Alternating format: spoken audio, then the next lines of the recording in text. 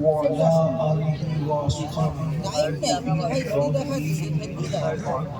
أعوذ بالله من الشيطان الرجيم بسم الله الرحمن الرحيم واتقوا الله الذي تساءلون به والأرحام إن الله كان عليكم رقيبا صدق الله العظيم غوث اعظم بنے بے سر و ساما مددے قبلہ دین مددے کعبہ ایمان مددے انتظار کرم کست من عینی را اے خدا جو خدا بیدو خدا دا مددے بگرداب بلا افتادہ کشتی ضعیفان و شکستہ رات و پشتی بحق کے خواجہ عثمان ہارون مدد کن مدد کن مدد کن یا معین الدین چشتی۔ میرے ساتھ مل کے پڑھیں الصلاۃ والسلام علیکہ یا رسول اللہ، الصلاۃ والسلام علیکہ یا نبی اللہ، الصلاۃ والسلام علیکہ یا حبیب اللہ، وعلی آلک واصحابک یا نور اللہ، صلی اللہ تعالی علیہ وسلم۔ دن لہو میں کھونا تجھے، شب صبح تک سنا تجھے، شرم نبی خوف خدا یہ بھی نہیں وہ بھی نہیں، رزق خدا کھایا کیا فرمان حق ٹالا کیا، شکر کرم ترس سزا یہ بھی نہیں وہ بھی نہیں، ڈر تھا کہ اسیاں کی سزا اب ہوگی یا روز جزا، دی ان کی رحمت نے صدا یہ بھی نہیں وہ بھی نہیں۔ آج کی یہ محفل اصلاح عقائد و اعمال کے حوالے سے منعقد ہے اور 4 بجے مجھے ایئرپورٹ پر پہنچنا ہے اور بج رہے 1:45۔ آپ جانتے ہیں کہ کم سے کم 2 گھنٹے کا ٹائم چاہیے ایئرپورٹ پہنچنے کے لیے، آپ لوگ آتے جاتے رہتے ہیں، اس لیے میں کوئی لمبی تقریر نہیں کروں گا، صرف مختصر۔ اب تقریر کا وقت تو رہ نہیں گیا، اس لیے میں نے عرض کیا تھا منتظمین سے کہ مجھے جلدی اگر گفتگو کروانا ہے تو مائک دے دینا، پھر میرے بعد آپ کا جلسہ چلتا رہے، لیکن کوئی بات نہیں، کوئی شکایت کی بات نہیں ہے۔ 10 منٹ بھی میرے اللہ رسول کے ذکر کے لیے تو ہمارے لیے کافی ہے، کوئی بات نہیں، ہمیں کوئی شکایت نہیں ہے آپ سے۔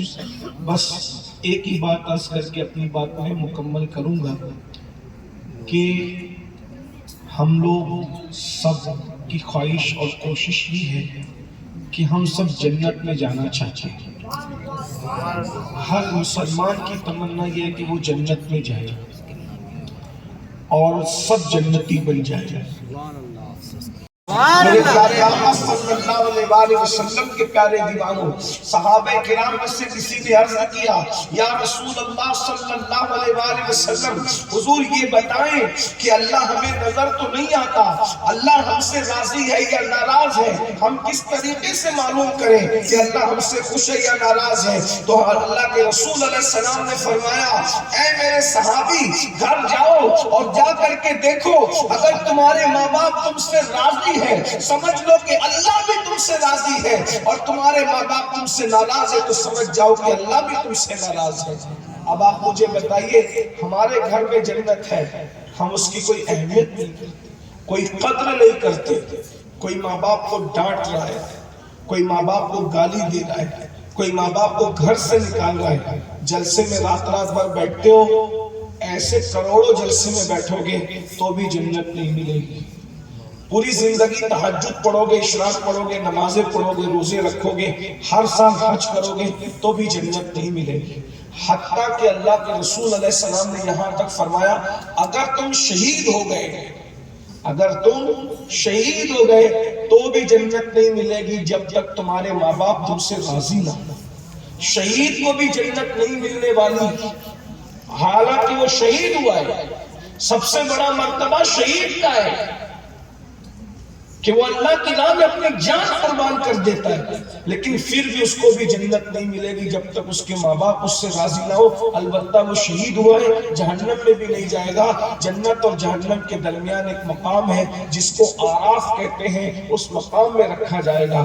ایک آخری بات میں آپ سے عرض کرتا ہوں، آج ہمارے نوجوان اپنے ماں باپ کو تیز نظروں سے دیکھتے ہیں. اگر ماں باپ بیمار پڑ جائیں تو ان کو بوجھ لگتا ہے. اتنا پیسہ میں خرچ کر دوں اپنے ماں باپ پر. کبھی سوچا آپ نے ماں باپ نے ہمیں کیا دیا؟ تھوڑی دیر کے لیے غور کر دو.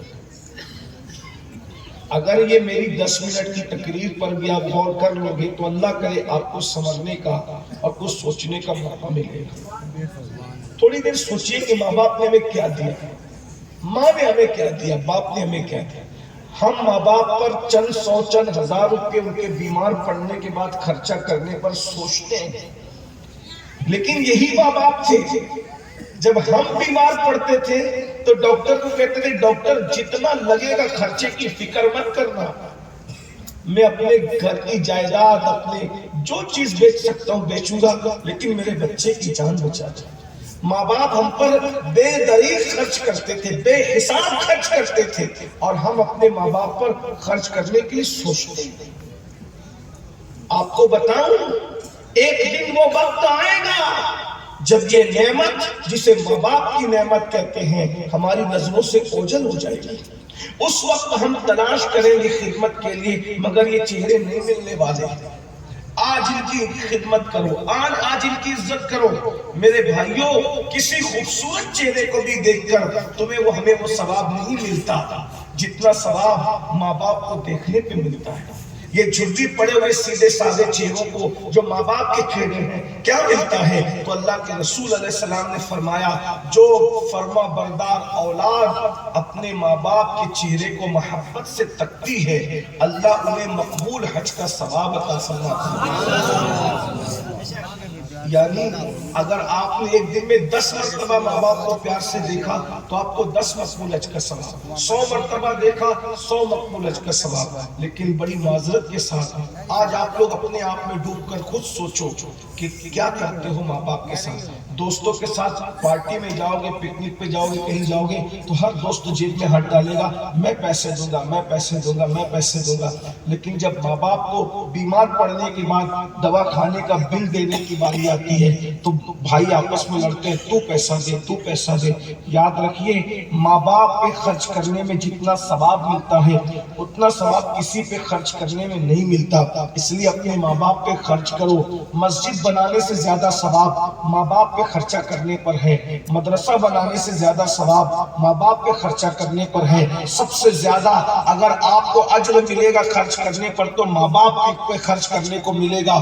حتیٰ کہ اللہ کے رسول علیہ السلام فرماتے ہیں اگر کوئی مالدار بننا چاہتا ہے اور لمبی عمر پانا چاہتا ہے تو اس کو چاہیے کہ نماز کے بعد اپنے ماں باپ کی مغفرت کے لیے دعا کرے. جو ماں باپ کی مغفرت کے لیے دعا کرتا ہے اللہ اس کی عمر کو بھی لمبی کرتا ہے اور اس کے مال میں بھی برکت عطا کرتا ہے. جو اپنے ماں باپ پہ خرچ کرتا ہے اللہ اس کی عمر کو بھی بڑھا دیتا ہے اور اللہ اس کی دولت کو بھی بڑھا دیتا ہے. لیکن میرے بھائی ماں باپ کی دعا وہ دعا ہے. آپ نے بارہ مجھ سے اگر آپ کو کہیں سننے کو ملا ہوگا تو سنا ہوگا. آپ لوگ ہم لوگ جیسے میں آ گیا، مولانا صادق صاحب آگے، ان کا خطاب آپ نے سنا. ہمارے یہ پیارے پیارے اللہ والے علماء کرام اور بھی بزرگان دین، ہم لوگ ان کے ہاتھ چومتے ہیں، ان کو نذرانہ دیتے ہیں، ان کو بلاتے تو ایک سے کھانا کھلاتے ہیں. اچھی بات ہے سب کرو، لیکن ایک بات میں آپ سے پوچھتا ہوں آپ لوگ ہم لوگوں کے ہاتھ چومتے ہو تو کیا کبھی گھر میں اپنے ماں باپ کے بھی ہاتھ چومتے ہو؟ اگر آپ اپنے گھر میں اپنے ماں باپ کے ہاتھ چومتے ہو تو ہم لوگوں کے ہاتھ چومنا بھی کام آئے گا. اور اگر اپنے ماں باپ کے ہاتھ نہیں چومتے، ماں باپ کو دکھ دیتے ہو، ماں باپ کو تکلیف پہنچاتے ہو تو ہمارے ہاتھ چومنا بھی آپ لوگوں کے کام نہیں آئے گا. اور ایک میں سچی بات کہوں، سچی بات کہہ رہا ہوں، اللہ جانتا ہے سچی بات کہہ رہا ہوں، مجھے مرنا ہے، اللہ کو منہ دکھانا ہے. اگر میں آپ کے لیے دعا کروں تو اس میں گنجائش ہے، اللہ چاہے تو قبول کرے، چاہے تو اللہ رد کر دے. اس کو یاد رکھ. اب میں تو کچھ بھی نہیں، تمام مسلمانوں میں سب سے گھٹیا گنہگار مسلمان میں ہوں.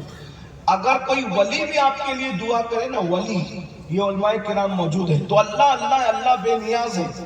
اگر ولی بھی آپ کے حق میں دعا کرے تو اللہ ولی کی بھی دعا چاہے قبول کرے چاہے رد کرے. ولی کی بات کرے. اگر کوئی ولی بھی قسمت سے مل جائے تو کوئی ولی بھی آپ کے لیے دعا کرے، ولی کی ہر دعا قبول ہوتی ہے، لیکن اللہ اللہ بے نیاز ہے. ولی کی دعا رد نہیں ہوتی، لیکن اللہ اللہ ہے، بے نیاز ہے، اگر چاہے تو قبول کرے، چاہے تو آپ کے حق میں رد کر دے۔ لیکن ایک دعا ایسی ہے جس کی ضمانت رسول اللہ نے دی ہے۔ میرے آقا فرماتے ہیں اگر تمہارے ماں باپ تمہارے حق میں دعا کرتے تو اللہ اس کو رد نہیں کرتا بلکہ اللہ اس کو قبول کر لیتا ہے۔ ارے 1000% قبول ہونے والی دعا کو تم چھوڑ کر کس کس کے پیچھے بھاگ رہے ہو؟ بتاؤ تو صحیح، ماں باپ کی قدر نہیں ہے آج ہمارے یہاں، اور جیسے ماں باپ کی دعا قبول ویسے ماں باپ کی بد دعا بھی قبول۔ جو آخری بات کہنے چلا تھا میں یہ کہہ رہا ہوں کہ اگر میں نے لمبی کی ذرا بھی تو میری فلائٹ ہی چھوٹے گی اور اس کے بعد کوئی فلائٹ نہیں ہے۔ آخری بات جو کہ اگر آپ ولی بھی بن جائیں تو بھی آپ کو ماں باپ کی دعا کی ضرورت رہے گی۔ ایک ولی تھے، ایک اللہ کے ولی تھے، ان کو حج کو جانا تھا۔ ایک اللہ کے ولی تھے، ان کو حج کو جانا تھا۔ انہوں نے اپنی ماں سے پوچھا، ماں حج کیے ہوئے اب کئی سال ہو گئے ہیں، میرا بہت دل چاہ رہا ہے کہ میں حج کو جاؤں، کعبے کی زیارت کرنا۔ امی اگر تم اجازت دے دو تو میں کعبے کی زیارت کے لیے جاؤں۔ ہمارے بزرگوں نے فرمایا کہ اگر نفل و حج کرنے سے ماں باپ منع کر دے تو اولاد کو چاہیے کہ وہ نفل و حج نہ کرے۔ ماں باپ اگر منع کر دے تو نفل حج کو نہیں چاہیے۔ یہ مائیں اور بہنیں بیٹھی ہیں، اتنی رات گئے بھی، میں ان ماؤں اور بہنوں سے بھی کہتا ہوں تم بھی ماں باپ کی فرما برداری کرو، اور بہنوں سے کہتا ہوں تمہارا شوہر اگر ماں باپ کی فرما برداری کرے، خدمت کرے تو اس کو مت روکو، اس کو ماں باپ کی خدمت کرنے دو۔ کیونکہ بعض عورتیں ایسی ہوتی ہیں کم علمی کی بنیاد پر کہ وہ ماں باپ سے اپنے شوہر کو الگ کرنا چاہتی ہیں۔ عورتیں بہت ساری کنڈیشن رکھتی ہیں کہ آپ اگر اپنے ماں باپ کے ساتھ رہیں گے تو میں آپ کے ساتھ نہیں رہوں گی، لیکن میں آپ سے کہتا ہوں ایسی کنڈیشن آ جائے تو آپ پوری دنیا کو چھوڑ دینا، ماں باپ کو نہیں چھوڑنا۔ اور بہنوں سے بھی کہتا ہوں کہ آپ اپنے شوہر کو جنتی دیکھنا چاہتی ہو کہ جہنمی دیکھنا چاہتی ہو؟ جب آپ اپنے شوہر کو جنتی دیکھنا چاہتی ہو تو آپ کو اپنے شوہر کو اس کے ماں باپ سے کبھی جدا نہیں کرنا چاہیے۔ اور ایک بات یاد رکھنا، وہ عورتیں جو اپنے شوہر کو اس کے بوڑھے ماں باپ سے جدا کر کے ان بوڑھے ماں باپ کو در در کا بھکاری بنا دیتی ہیں، وہ رسول اللہ کا فرمان سن لے۔ میرے آقا نے فرمایا کما تدین تدان، جیسا کرو گے ویسا بھرو گے۔ میری بہنوں اگر آج تم نے اپنے شوہر کو اس کے ماں باپ سے الگ کر دیا اور بڑھاپے میں ان کو در در کا بھکاری اور محتاج بنا دیا تو جب کل تمہاری اولاد جوان ہوگی اور تم بڈھی ہو جاؤ گی تو تمہاری بہویں بھی تمہارے ساتھ وہی سلوک کرے گی جو تم نے اپنے شوہر کے ماں باپ کے ساتھ کیا ہے، ساس کے ساتھ کیا ہے، سسر کے ساتھ کیا ہے۔ کسی پہ ظلم مت کرو۔ مولا کائنات سیدنا علی مرتضیٰ نے فرمایا اللہ کفر کرنے والوں کو تو مہلت دیتا ہے مگر اللہ ظلم کرنے والوں کو مہلت نہیں دیتا۔ اس لیے میری قوم کی بیٹیوں، میری ماں، میری بہنوں، جس ماں باپ نے تمہارے شوہر کو پیدا کیا ہے ان ماں باپ پہ ظلم مت کرو، ان کو شوہر کو ماں باپ سے دور مت کرو، بلکہ اگر شوہر کوتاہی کرتا ہے تو اس کو کہو کہ آپ اپنے ماں باپ کا حق ادا کریں۔ اس لیے کہ شوہر بیوی کے لیے جنت ہے اور شوہر کے لیے جنت اس کے ماں باپ ہے۔ اس لیے عورتیں شوہر کو ماں باپ کی، اس کے ماں باپ کی خدمت پہ ابھاریں۔ لیکن آج کل علم نہیں ہے، عورتوں کو اپنے رشتہ دار کو اچھے لگتے ہیں، سسرالی رشتہ دار بہت برے لگتے ہیں۔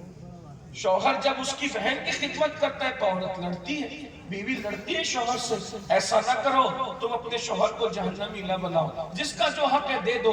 دیکھو دینے سے کم نہیں ہوتا، خدمت کرنے سے کم نہیں ہوتا۔ اگر تم چاہتے ہو کہ تم مالدار رہو، اللہ کی راہ میں ہاتھ بڑا رکھو، اللہ تمہیں دے گا، اپنی شان کے مطابق دے گا۔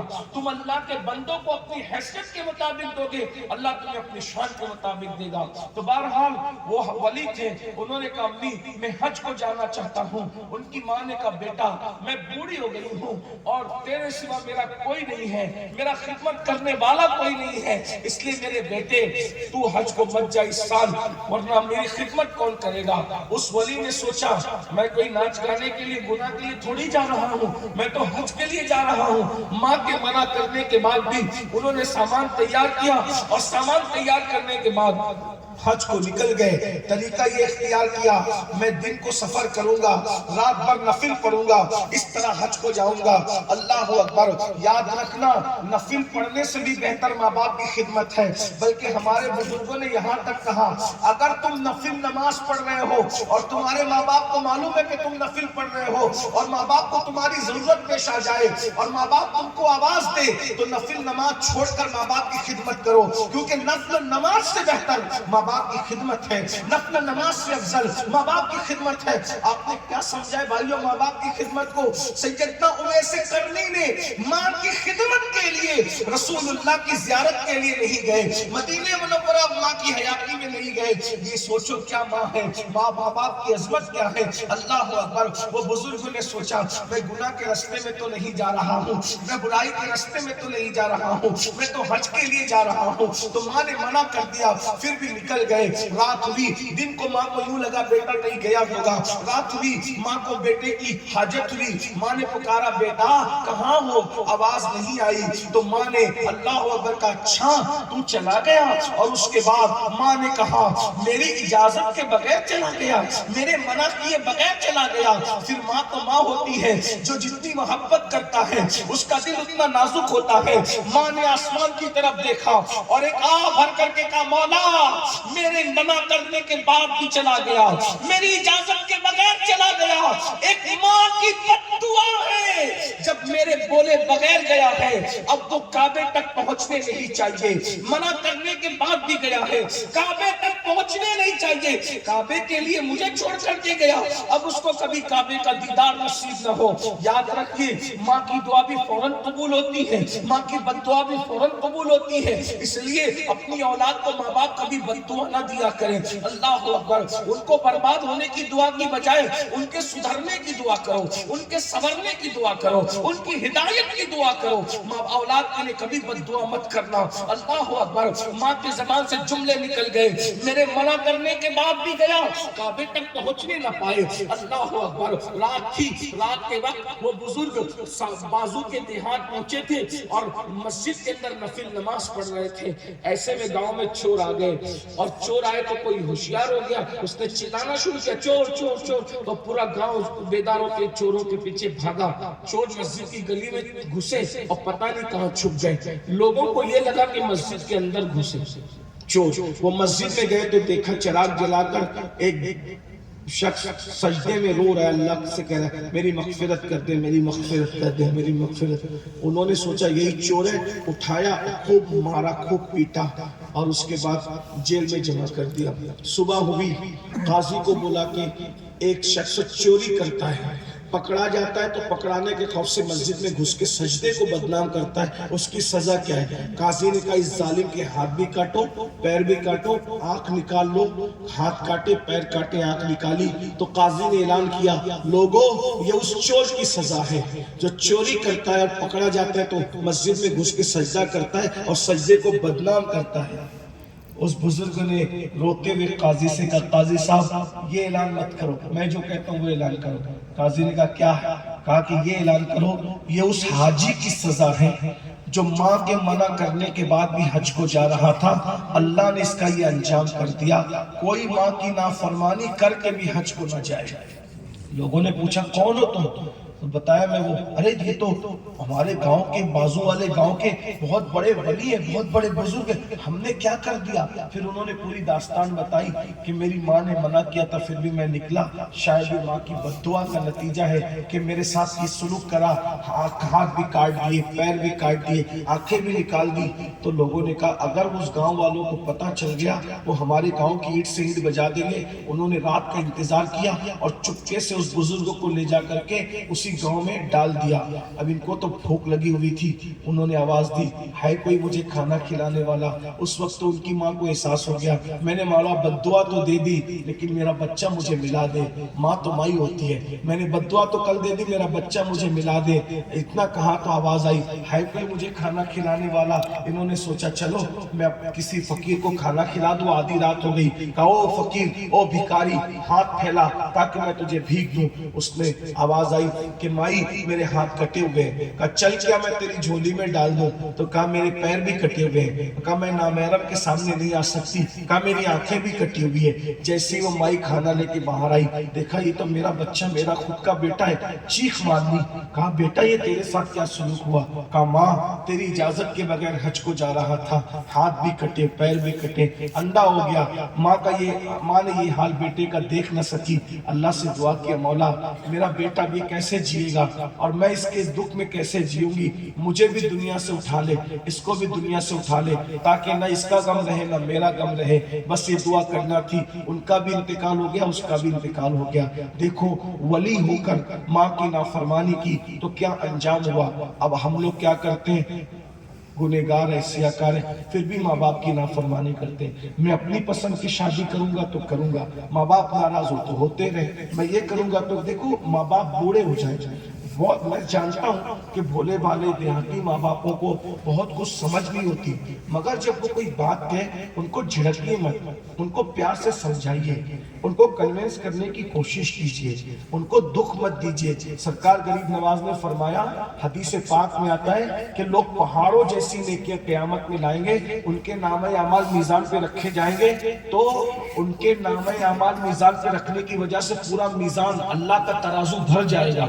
وہ خوش ہوں گے کہ ہم نے کتنی نیکیاں کی، اب ہم قریب جنت میں جاتے ہیں۔ ایسے میں گناہ کے پڑھنے میں کاغذ کا ایک چھوٹا سا ٹکڑا گرے گا تو نیکی کا سارا پڑھنا ہلکا ہو جائے گا اور گناہ کا پڑھنا بھاری ہو جائے گا۔ اللہ فرمائے گا ان کو منہ کے بل گھسیٹتے ہوئے جہنم میں لے جاؤ۔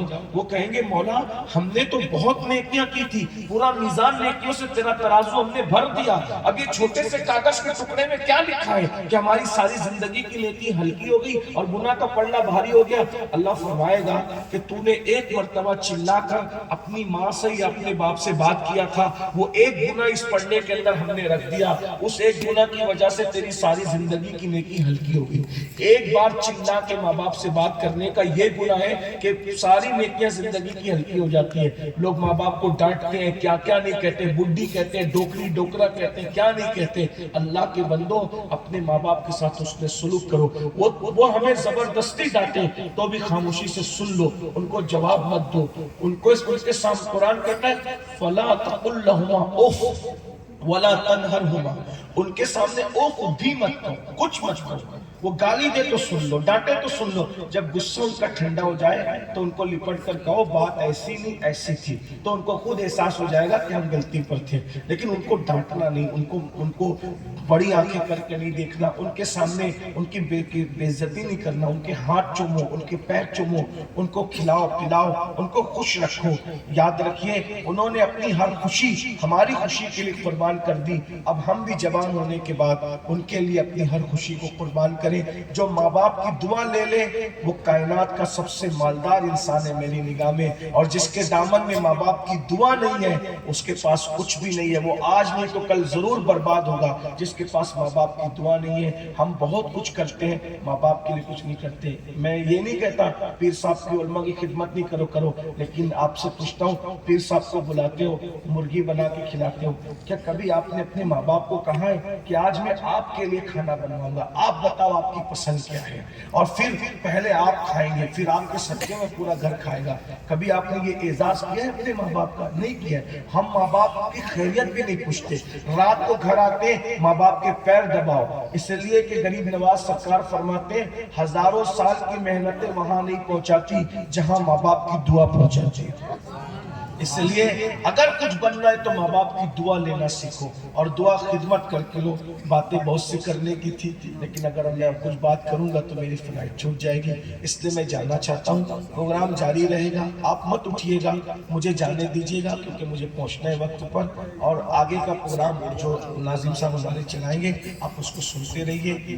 اللہ نے چاہا کبھی تقریر سننا ہے تو مجھے پہلے ٹائم دینا، تو انشاءاللہ میں آپ کو بھرپور گفتگو سناؤں گا۔ اگر کوئی غلطی ہو تو اللہ تعالیٰ معاف کر دے۔ استغفر اللہ ربی من کل ذنب واتوب الیہ وما علینا الا البلاغ۔ السلام علیکم ورحمۃ اللہ وبرکاتہ۔